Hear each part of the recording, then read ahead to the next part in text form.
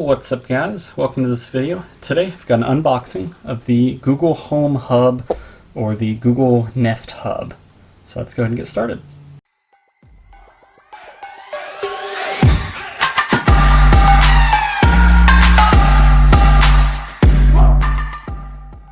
So this I got in today. I ordered it just the other day. I got an email from Google with kind of a coupon code for 50% off. So I thought, oh, why not? Let me give it a try. I have a Google Home Mini, and it's alright.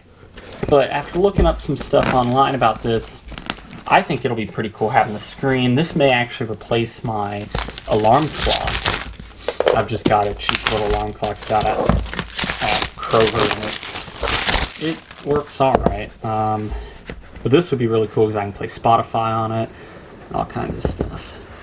And then I guess use it as an alarm clock, ask it questions.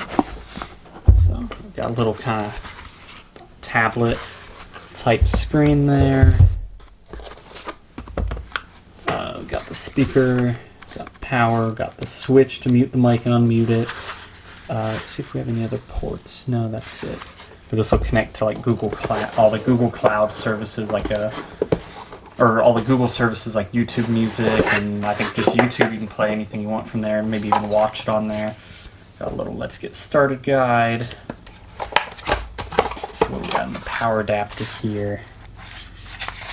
Okay, this is just the same.